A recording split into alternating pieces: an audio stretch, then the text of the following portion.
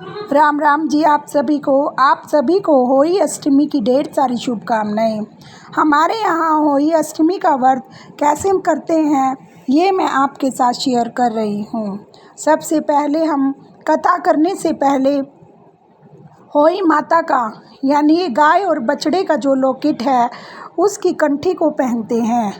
इस कंठी में जितने बच्चे होते हैं उतने ही बच्चों के मनिए जोड़े में डलते हैं।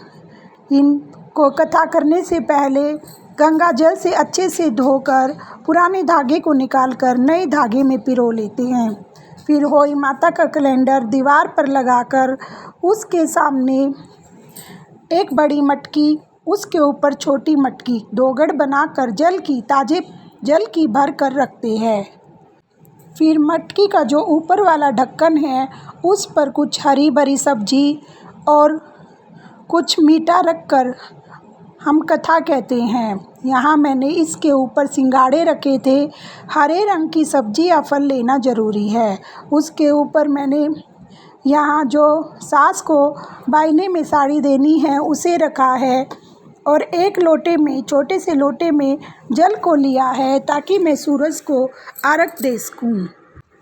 होली माता मटकी और छोटी जल की लोटे पर सब पर अच्छे से रोली से तिलक और मोली को बांध देते हैं। जब कथा कहकर कुछ गेहूं के दाने हम जल में डाल देते हैं और कुछ गेहूं के दाने हम हाथ में बचा लेते हैं और उसे पल्ले से बांध लेते हैं ताकि हम ये गेहूं के दाने रात को अर्घ देने के लिए यूज़ कर सकें।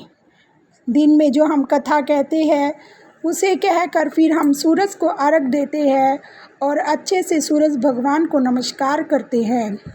सूरज भगवान को अर्घ देने के बाद ही हम चाय पीते हैं। सूरज भगवान को अर्घ देने के बाद सास के लिए जो बायना है उसे अच्छे से निकालते हैं। आप चाहें तो फल रखें या मिठाई रखें। हम फल रख के बायने को निकालते हैं।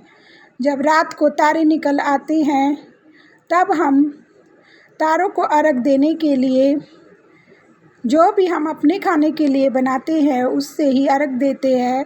यहाँ मैंने पराठे, हलवा और मिक्स वेजिटेबल बनाई थी उसे लिया है और ताज़े जल के लोटे में जो हमने गेहूं के दाने पल्ले में बांधे थे उन्हें डाल देते हैं और फिर तारों को अर्घ देते हैं।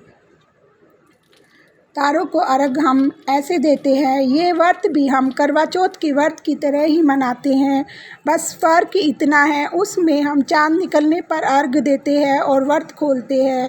इस पर हम तारे निकलने पर अर्घ देते हैं और अपने व्रत को खोलते हैं। अच्छे से भगवान से बच्चों की खुशी के लिए, सुख शांति के लिए कामना करते हैं। अर्घ देने के बाद हम यहाँ जो गले में कंठी पहनी थी गौ माता की, इसे हम होली माता की मटकी पर पहना देते हैं और इसे तब तक पहनाए रखते हैं जब तक दिवाली ना आ जाए। इस मटकी को ना ही हम हिलाते हैं, इसे हम दिवाली पर ही हिलाते हैं।